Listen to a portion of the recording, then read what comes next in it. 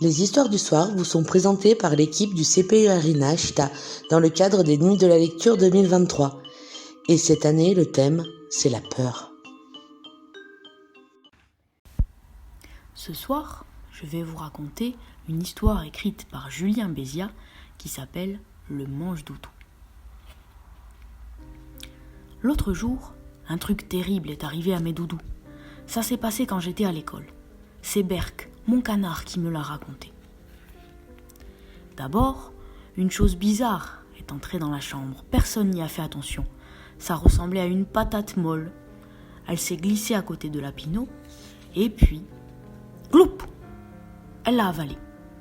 Et en même temps, la chose a pris la forme de Lapino. Les doudous l'ont observé et ils ont compris. C'était un mange-doudou. À partir de ce moment-là, ça a été l'affolement général. Mes doudous se sont enfuis à l'autre bout de la chambre. Ils se sont tous super bien cachés. Mais le mange-doudou a trouvé Poulette et il n'a fait qu'une bouchée de cochonnet. Puis il a continué son repas avec Morse avant de terminer par une glace au pingouin. Le ventre bien plein, il s'est endormi sous l'œil inquiet des doudous terrés dans la bibliothèque.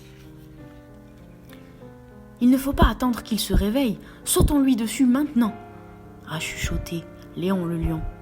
Je viens aussi, a murmuré Berk.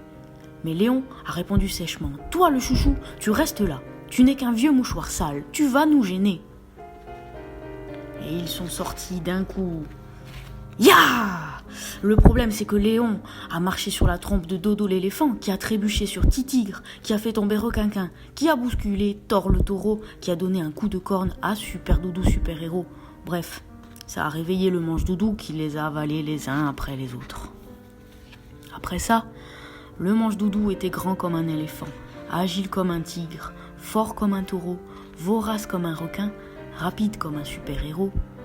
Et il avait une faim de lion. Il s'est alors avancé vers le coffre à jouets, le seul endroit qu'il n'avait pas encore fouillé. À l'intérieur, il y avait tous les autres doudous. Miam, dit le mange-doudou en ouvrant grand la bouche. Et soudain Berk s'est jeté dans la gueule du monstre. Ça lui a fait tout drôle au mange-doudou.